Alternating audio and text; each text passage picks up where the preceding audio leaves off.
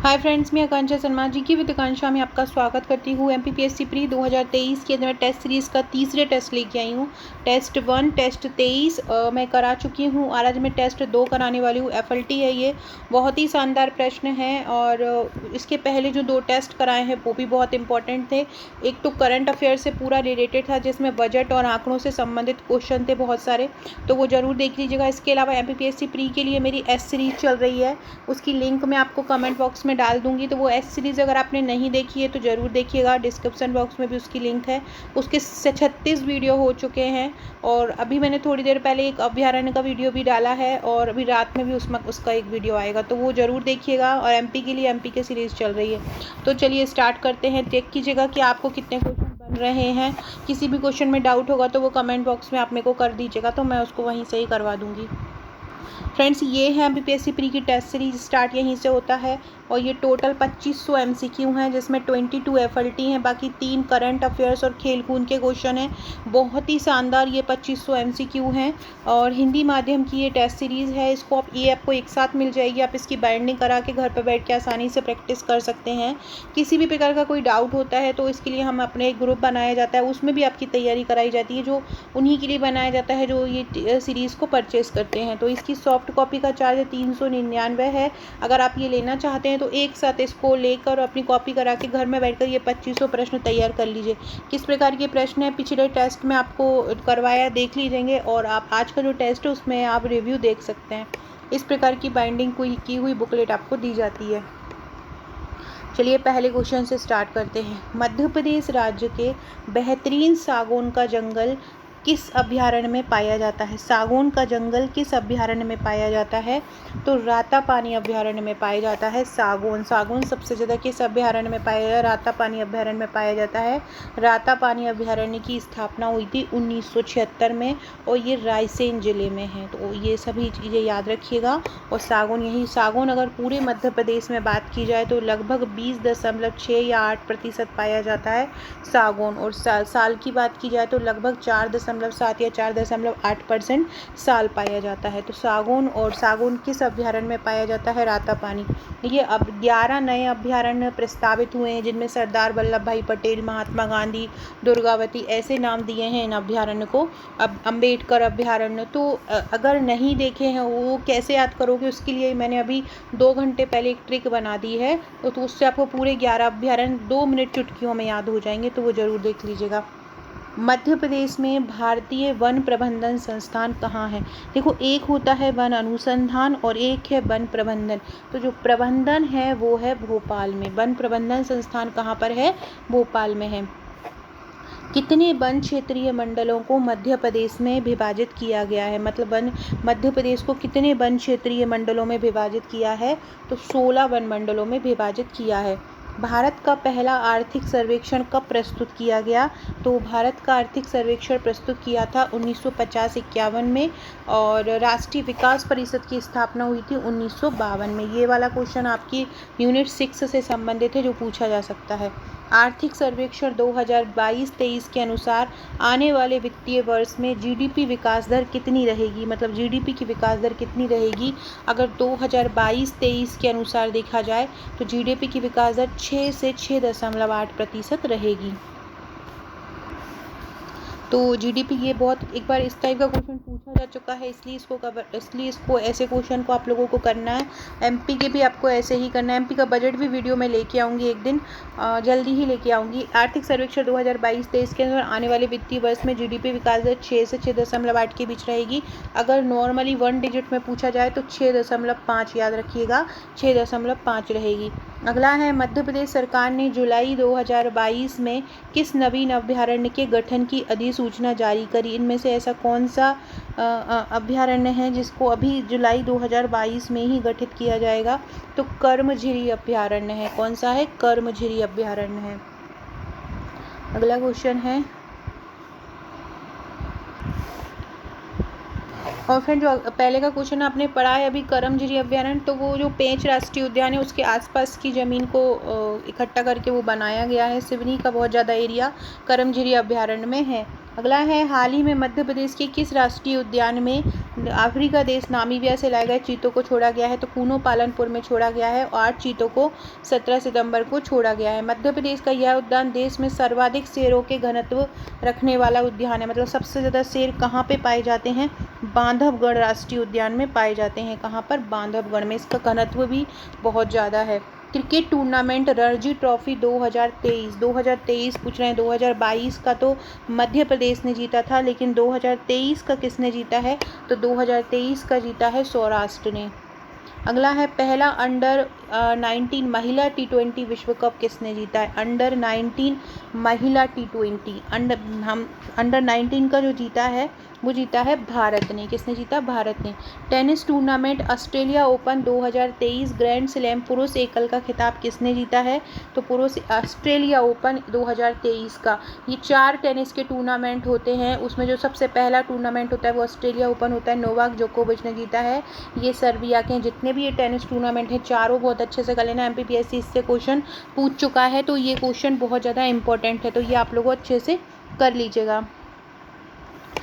इसका भी मैं चारों टूर्नामेंट का भी एक वीडियो लेके आऊँगी, तो उसमें आपको करवा दूँगी। ICC पुरुष T20 विश्व कप 2022 किसने जीता है? इंग्लैंड ने जीता है और इसने पाकिस्तान को हरा दिया है।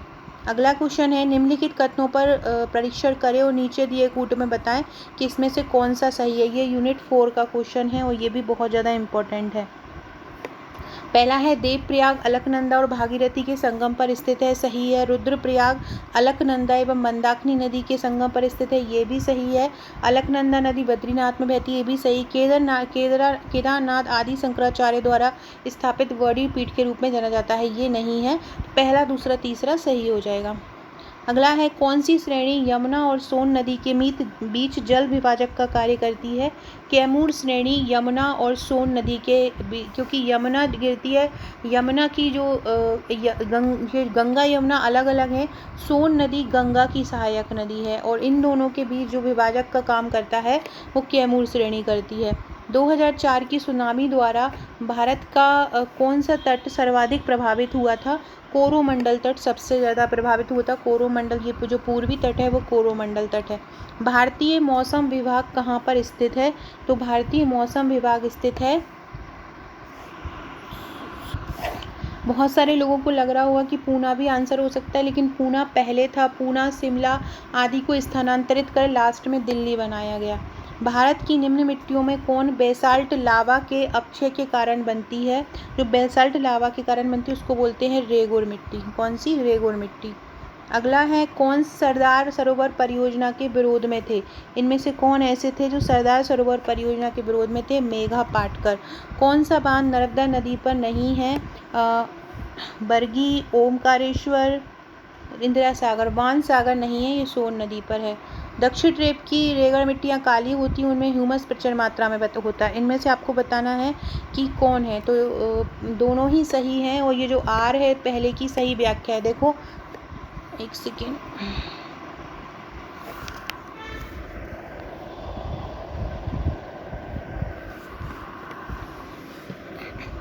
देखो पहला क्या ऑप्शन बोल रहे हैं कि दक्षिणी ट्रेप की रेगड़ मिट्टियाँ काली होती हैं, दूसरा उनमें ह्यूमस प्रचुर मात्रा में पाया जाता है। तो पहली इसलिए काली होती हैं क्योंकि उनमें ह्यूमस प्रचुर मात्रा में पाया जाता है, तो दोनों सही है और आर जो है वो एक ही सही व्याख्या है। अगला है, राजस्थान का एकाधिकार लगभग एकाधिकार है, मतलब सर्वाधिक राजस्थान में क्या पाया जाता है?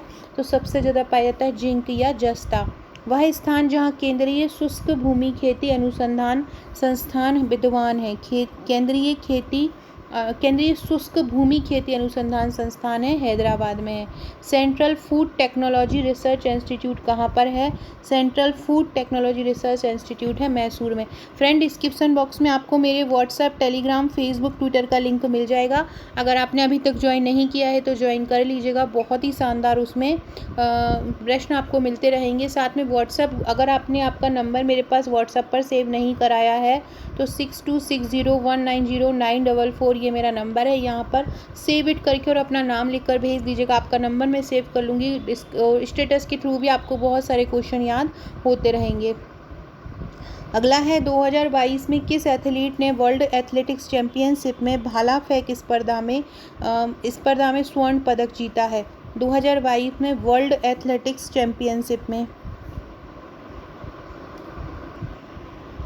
तो इसका आंसर क्या हो जाएगा? नीरज चोपड़ा। नीरज चोपड़ा ने ओलंपिक में भी स्वर्ण पदक जीता और वर्ल्ड एथलेटिक्स चैंपियनशिप में भाला फेंक स्पर्धा में भी स्वर्ण पदक जीता है।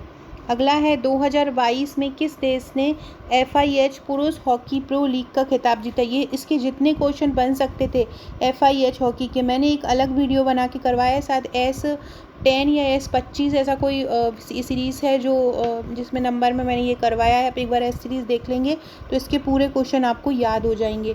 तो किस देश ने FIH पुरुष हॉकी प्रो लीग का खिताब जीता है? आंसर है नीदरलैंड। आर्थिक सर्वेक्षण के अनुसार भारत विश्व का दूसरा सबसे बड़ा टीकाकरण अभियान चलाने वाला देश है। इसमें कितने बिलियन वैक्सीन की खुराक का उपयोग किया गया है? सबसे ज़्यादा टीकाकरण अगर कहीं हुआ है तो भारत में हुआ है। 2 बिलियन से अधिक वैक्सीन का उपयोग किया है। आपातकालीन क्रेडिट लिंक्ड गारंटी योजना द्वारा किन उद्योगों को आय संबंधी समस्याओं में कमी आई है? तो इनमें सभी उद्योगों में, सूक्ष्म, लघु, मध्यम, तीनों में ही कमी आई है। वित्त वर्ष 2023 में स्वास्थ्य के क्षेत्र में सरकार का बजट GDP का कितना प्रतिशत रहा है? 2.1% रहा है। निम्नलिखित में से वायुदूत ऐप का संबंध किससे है? वायुदूत ऐप, तो उसका संबंध है अंकुर अभियान से। अगला क्वेश्चन है, एक जिला एक उत्पाद के तहत मंदसौर के लिए कौन सा उत्पाद को चुना है? तो मंदसौर के लिए चुना है लहसुन को। किसको? लहसुन को। मध्य प्रदेश के किस विभाग को ईज ऑफ डूइंग बिजनेस की कैटेगरी में गोल्ड स्कॉच अवार्ड मिला है? तो मध्य प्रदेश MSME विभाग को मिला है gold Skoch award ease of doing business में। जो BCCI के नए अध्यक्ष कौन बन गए हैं? रोजर बिन्नी बन गए हैं। DRDO के नए अध्यक्ष कौन बन गए हैं? तो DRDO के नए अध्यक्ष बन गए हैं समीर वी कामत। टाटा ट्रस्ट के नए CEO कौन बन गए हैं? तो टाटा ट्रस्ट के नए CEO बने हैं सिद्धार्थ शर्मा। भारत की पहली हाइड्रोजन ट्रेन वंदे मेट्रो कब तक शुरू की जाएगी? तो ये दिसंबर 2023 तक शुरू की जाएगी और ये जो शुरू की जा रही है जर्मनी के सहयोग से की जा रही है, ये भी याद रखिएगा। लोकसभा के लिए चुनाव में निर्वाचित होने के लिए किसी व्यक्ति के लिए न्यूनतम आयु कितनी है? 25 वर्ष है। कितनी है? 25 वर्ष है न्यूनतम आयु। अगला क्वेश्चन है, लोकसभा के निर्वाचन के बारे में कौन सा कथन इनमें से सही नहीं है? पहला है निर्वाचन वयस्क मताधिकार के आधार पर होता है, बिल्कुल सही है। निर्वाचन आयोग करता है, ये भी सही है। निर्वाचनों के लिए मतदाताओं की सूची को राष्ट्रपति के निर्देशन और नियंत्रण में तैयार किया जाता है। चौथा है निर्वाचन आयोग के अनुरोध पर राष्ट्रपति निर्वाचन आयोग को उसके कार्यों के निर्वहन के लिए आवश्यक कर्मचारी उपलब्ध कराते हैं। तो चौथा भी सही है, तीसरा गलत है। तो इसका आंसर क्या हो जाएगा? तीसरा हो जाएगा। अगला क्वेश्चन है, लोकसभा में अनुसूचित जाति के लिए आरक्षित स्थानों की संख्या कितनी है? अनुसूचित जाति के लिए, तो अनुसूचित जाति के लिए संख्या है 84।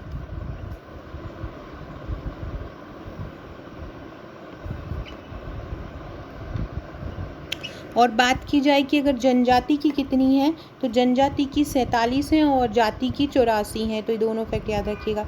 निम्नलिखित कथनों पर विचार कीजिए। संघ राज्य क्षेत्रों का राज्यसभा में प्रतिनिधित्व नहीं होता है। निर्वाचन झगड़ों का निर्णय करना मुख्य निर्वाचन आयुक्त के अधिकार क्षेत्र में है। भारत के संविधान के अनुसार संसद में लेकर केवल लोकसभा और राज्यसभा होती है। तो केवल लोकसभा राज्यसभा नहीं होती, इसमें राष्ट्रपति भी होता है। तो तीसरा तो गलत ही लग रहा है और पूरे पढ़ लीजिए। अब इसमें देखते हैं ऑप्शन में क्या क्या है। केवल 1, 2 और 3, 1 और 3 कोई भी नहीं।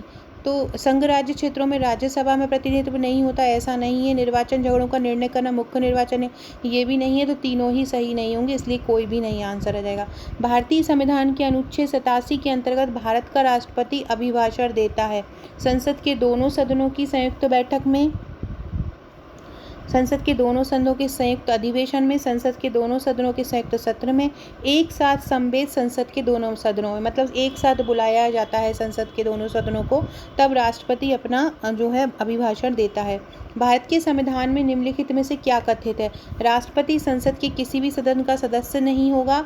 संसद राष्ट्रपति और 2 सदनों से मिलकर बना होगा। तो दूसरा सही होगा, संसद राष्ट्रपति और दोनों सदनों से मिलकर बना होता है। भारत में संसद किससे मिलकर बनी होती है? तो संसद मिलकर बनी होती है लोकसभा, राज्यसभा और राष्ट्रपति से, मतलब 1, 2, 3 से मिलकर बनी होती है। तो इसका आंसर हो जाएगा 42 का ए, राज्यसभा, लोकसभा और राष्ट्रपति से मिलकर बनती है।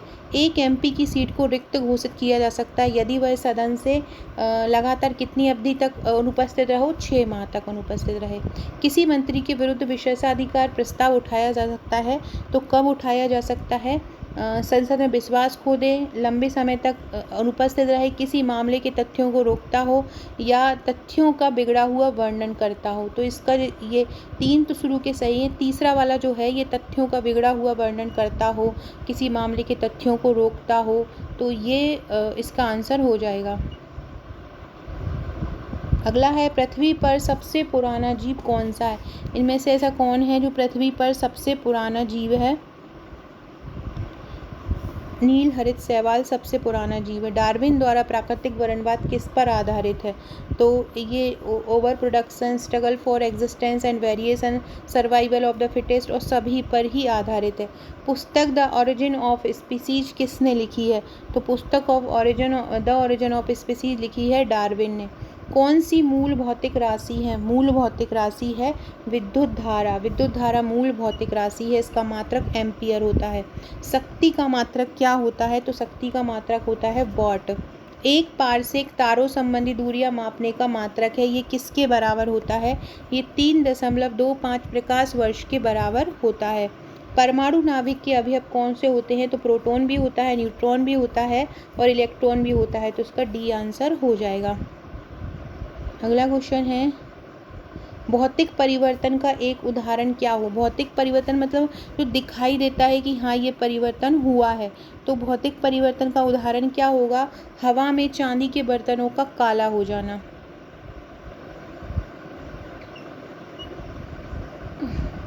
अगला है, रासायनिक तत्वों की आवर्त सारणी में फ्रेंड इसका आंसर भौतिक परिवर्तन का एक उदाहरण है हवा में चांदी के बर्तन जो काले हो जाते हैं संक्षारण के कारण होते हैं, ये रसायन परिवर्तन। इसका आंसर होगा पानी में चीनी का घुलना, ये भौतिक परिवर्तन का उदाहरण है। अगला है, रासायनिक तत्वों की आवर्त सारणी में इलेक्ट्रॉनों की बंधुता किसी वर्ग में सदैव ऊपर से नीचे की ओर बढ़ती है और किसी एक वर्ग में परमाणु त्रिज्या सामान्यतः ऊपर से नीचे की ओर बढ़ती है। तो इसमें आपको बताना है कौन सा सही है। ए और आर दोनों सही है। आर ए की सही व्याख्या करता है, ए सही है, आर गलत है। तो देखो ए तो ऊपर वाला सही लग रहा है, दूसरा किसी वर्ग में परमाणु त्रिज्या ऊपर से नीचे की ओर घटती है, बढ़ती नहीं है, तो दूसरा गलत हो जाएगा। नर्मदा नदी मध्य प्रदेश में कितने किलोमीटर पर बहती है? 1077 बहती है। टोटल लंबाई उसकी 1312 है, लेकिन मध्य प्रदेश में 1077 किलोमीटर पर बहती है। अगला क्वेश्चन है, निम्न नदियों को उनके उद्गम स्थल से पहचानिए और मैच कीजिए कि कौन सी नदी का उद्गम कहाँ से होता है। तो तवा नदी का उद्गम होता है पचमढ़ी। तवा नदी नर्मदा की सहायक नदी है। तवा नदी कहाँ की है? नर्मदा की सहायक नदी है। पार्वती सीहोर जिले से पार्वती का होता है और काली सिंध का बागली से होता है और केन जो है विंध्याचल पर्वत से निकलती है। अगला क्वेश्चन है, मध्य प्रदेश में कितने प्रकार की मिट्टी मध्य प्रदेश में पाई जाती है? तो मध्य प्रदेश में 5 प्रकार की मिट्टी पाई जाती है। राष्ट्रीय सोयाबीन अनुसंधान संस्थान कहाँ पर है? इंदौर में है। मध्य प्रदेश में कृषि संस्थानों में असंगत को बताइए। चावल अनुसंधान बड़वानी में है। उद्यानिकी महाविद्यालय मंदसौर में है। कृषि अभियांत्रिकी अनुसंधान संस्थान जबलपुर में है। तो कृषि अभियांत्रिकी अनुसंधान संस्थान जबलपुर में नहीं है, बाकी सब सही है। मध्य प्रदेश में कितने कृषि विश्वविद्यालय हैं? 2 कृषि विश्वविद्यालय, जवाहरलाल सबसे बड़ा है, बाकी के सब उनके ही अंदर के हैं। मध्य प्रदेश की पहली नदी घाटी परियोजना कौन सी है? चंबल घाटी परियोजना। 2011 की जनगणना के अनुसार मध्य प्रदेश की साक्षरता दर कितनी है? 69.32%। 2011 की जनगणना के अनुसार मध्य प्रदेश की जनसंख्या कितनी है? तो 7,26,26,809 है। अगला है, 2011 की जनगणना के अनुसार देश की जनसंख्या में मध्य प्रदेश की जनसंख्या का प्रतिशत कितना है? 6% है। टंगस्टन के लिए मध्य प्रदेश का कौन सा क्षेत्र प्रसिद्ध है? टंगस्टन के लिए होशंगाबाद क्षेत्र टंगस्टन के लिए प्रसिद्ध है। मध्य प्रदेश का इस खनिज के उत्पादन में देश में प्रथम स्थान है हीरे में। निम्नलिखित में से कौन सी खदान जो है मैग्नीज सबसे बड़ी मैग्नीज खदान है? तो सबसे बड़ी मैग्नीज खदान है भारवेली, बालाघाट में। इंदिरा किसान ज्योति योजना को कब लागू किया गया? इंदिरा किसान ज्योति योजना को 1 अप्रैल 2019 को लागू किया गया। मध्य प्रदेश विद्युत मंडल की स्थापना कब हुई थी? मध्य प्रदेश विद्युत मंडल की स्थापना 1950 में हुई थी। मध्य प्रदेश का पहला ताप विद्युत गृह कौन सा है? चांदनी है, और इसकी स्थापना 1953 में हुई थी। फ्रेंड, कोई भी क्वेश्चन में अगर डाउट हो तो एक बार कमेंट बॉक्स में बता दीजिएगा, बाकी मैं चेक करके ही आपको आंसर बता रही हूँ। फिर भी अगर आपको कोई डाउट हो रहा है तो मुझे कमेंट में बता दीजिएगा। अगर मुझे भी कोई क्वेश्चन में लगता है वीडियो देखकर तो वो भी मैं आपको कमेंट बॉक्स में सही करा दूंगी। राष्ट्रीय मानवाधिकार के अध्यक्ष के रूप में किसको नियुक्त किया जाता है? राष्ट्रपति द्वारा नियुक्त कोई भी, सुप्रीम कोर्ट का कोई न्यायाधीश, सुप्रीम कोर्ट का सेवानिवृत्त मुख्य न्यायाधीश के साथ अन्य न्यायाधीश, या किसी भी उच्च न्यायालय का सेवानिवृत्त न्यायाधीश। तो इसका आंसर क्या होगा? तो इसमें सुप्रीम कोर्ट का सेवानिवृत्त मुख्य न्यायाधीश जो होता है इसके अध्यक्ष के रूप में नियुक्त किया जाता है। राष्ट्रीय मानवाधिकार आयोग क्या है? तो जब भी कोई जो आयोग होता है वो किसी भी अधिनियम के तहत बनता है तो उसको सांविधिक बोलते हैं, अनुच्छेद के तहत बनता है तो उसको संवैधानिक बोलते हैं। तो इसमें कोई अनुच्छेद तो है नहीं है, लेकिन ये सांविधिक है और बहुसदस्यीय है, तो ए और सी इसका आंसर हो जाएगा। मध्य प्रदेश मानवाधिकार आयोग का अध्यक्ष वर्तमान में किसे नियुक्त किया है? मनोहर ममतानी को। राष्ट्रीय महिला आयोग का गठन कब हुआ था? तो राष्ट्रीय महिला आयोग का गठन हुआ था 31 जनवरी 1992 को। राष्ट्रीय महिला आयोग क्या है? ये भी एक सांविधिक संस्था है, और सांविधिक संस्था है और एक सलाहकारी संस्था है। 2 हो जाएगा और 4, तो 2 और 4 इसका आंसर हो जाएगा। फिर आप देख सकते हैं टेस्ट सीरीज़ में कितने अच्छे अच्छे क्वेश्चन लिए हैं जो आपके लिए बहुत हेल्पफुल हैं, जो आपकी प्रैक्टिस को बता सकते हैं कि आपने मतलब कितना क्वेश्चन आप कर पा रहे हो, कहाँ पे आपको अभी पढ़ने की ज़रूरत है। राष्ट्रीय बाल संरक्षण आयोग की स्थापना कब हुई थी? 5 मार्च 2007 में राष्ट्रीय बाल संरक्षण आयोग की स्थापना हुई थी। अगला है, राष्ट्रीय बाल संरक्षण आयोग में बालक को कितने वर्ष तक के बालक को परिभाषित किया है? 0 से 18 वर्ष तक को। अनुसूचित जाति आयोग की स्थापना कब की गई थी? अनुसूचित जाति आयोग की स्थापना की गई थी 19 फरवरी 2004। अनुसूचित जाति आयोग संविधान के किस अनुच्छेद में वर्णित है? तो अनुच्छेद 338 में वर्णित है, और जनजाति 338 ए में है। अनुसूचित जातियों और जनजातियों के लिए राष्ट्रीय आयोग की चर्चा संविधान के किस भाग में की गई है? भाग 16 में। किस संशोधन के द्वारा राष्ट्रपति राष्ट्रीय अनुसूचित जाति आयोग और राष्ट्रीय अनुसूचित जनजाति आयोग को अलग कर दिया गया था? तो 89वें संविधान संशोधन द्वारा अलग कर दिया गया था। राष्ट्रीय पिछड़ा वर्ग आयोग की स्थापना किस वर्ष की गई थी? 14 अगस्त 1993 को की गई थी। ट्रेंड माइक्रो क्या है? ट्रेंड माइक्रो, तो ट्रेंड माइक्रो क्या है? एक एंटीवायरस सॉफ्टवेयर है ट्रेंड माइक्रो। उस वायरस का नाम बताइए जो किसी यूज़र को यूज़फुल एप्लीकेशन होने का दिखावा या करके डाउनलोड करने या एग्जीक्यूट करके उसको मूर्ख बनाते हैं, उसको बोलते हैं ट्रोजन हॉर्स। कौन सा वर्ष भारत में ई गवर्नेंस के रूप में मनाया गया है? तो 2001 को ई गवर्नेंस के रूप में मनाया गया है। राष्ट्रीय स्तर पर ई गवर्नेंस योजना का शुभारंभ कब किया? 15 अगस्त 2002 को किया गया। भारत में सूचना एवं तकनीकी कानून कब लागू किया गया था? सूचना एवं तकनीकी कानून लागू किया था 18 अक्टूबर 2000 को। सामान्यतः पर्यावरण को निम्न प्रकार से परिभाषित किया जाता है, इनमें से कौन इसका अंग नहीं है? परिचालन पर्यावरण इसका अंग नहीं है। पर्यावरण से संबंधित लगभग 500 प्रश्न की एक वीडियो लेके आऊँगी, वो ज़रूर देखिएगा, उससे आपके पूरे फैक्ट क्लियर हो जाएंगे। 1987 में संयुक्त राष्ट्र में पर्यावरण से संबंधित एक प्रतिवेदन की प्रस्तुति के बाद धारणीय विकास पर चर्चा आरंभ हुई। ये प्रतिवेदन था धारणीय विकास वाला, अवर कॉमन फ्यूचर। कौन सा था? अब इसकी जो मतलब इसकी जो थीम थी, वो प्रतिवेदन था, रिपोर्ट था, वो क्या था? अवर कॉमन फ्यूचर। निम्नलिखित पर विचार कीजिए, कौन सी क्रियाएं पृथ्वी के कार्बन डाइऑक्साइड चक्र में कार्बन डाइऑक्साइड को जोड़ती हैं? विकास संश्लेषण, श्वसन, जैव पदार्थों का अपक्षय और ज्वालामुखी क्रियाएं। तो कौन है इनमें से? तो देखो, प्रकाश संश्लेषण तो नहीं है, लेकिन श्वसन, जैव पदार्थों का अपक्षय और ज्वालामुखी क्रियाएं पृथ्वी के कार्बन चक्र में कार्बन डाइऑक्साइड को जोड़ती हैं। वर्षा की मात्रा किस पर निर्भर करती है इनमें से? तो वर्षा की मात्रा वायुमंडल की नमी पर निर्भर करती है।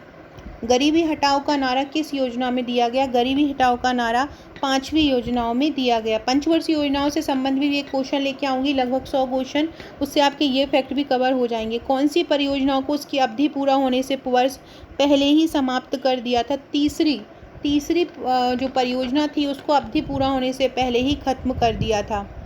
अगला है, दुर्गापुर लौह इस्पात संयंत्र को किस देश के सहयोग से बनाया था? दुर्गापुर लौह इस्पात संयंत्र को ब्रिटेन के सहयोग से बनाया था। अगला है, भारत में कौन सा उद्योग बड़ी संख्या में कार्यकर्ता नियुक्त करता है? तो वस्त्र उद्योग बहुत भारी संख्या में जो है कर्मचारियों को नियुक्त करता है। बुल और बियर किससे संबंधित हैं? शेयर बाजार से। बीएसई की स्थापना कब हुई थी? बॉम्बे स्टॉक एक्सचेंज है, तो इसकी स्थापना कब हुई थी? इसकी स्थापना हुई थी 1875 में। भुगतान संतुलन के विपरीत होने की दशा में कौन सा कदम स्थिति सुधारने में सहायक होगा? अवमूल्यन होगा। भारतीय रिजर्व बैंक का कार्य क्या नहीं है? भारतीय रिजर्व बैंक का कार्य नहीं है जनता से जमा स्वीकार करवाना, ये आरबीआई नहीं करता है। क्रिकेट एशिया कप 2022 का खिताब किसने जीता है? श्रीलंका ने जीता है क्रिकेट एशिया कप, ये बहुत इंपॉर्टेंट क्वेश्चन है। और पुरुष अंडर 18 खेलो इंडिया हॉकी यूथ 2022 का खिताब किसने जीता है? मध्य प्रदेश ने जीता है, और अगर ये पुरुष की जगह महिला होता तो हरियाणा ने जीता है। सो फ्रेंड्स, ये था हमारा आज का टेस्ट, बहुत ही शानदार प्रश्न थे, आशा आपको पसंद आए होंगे। पसंद आए तो चैनल को सब्सक्राइब कीजिएगा, शेयर कीजिएगा, और अगर आप हमारी टेस्ट सीरीज लेना चाहते हैं तो मुझे व्हाट्सअप कीजिएगा। Okay friends, thank you.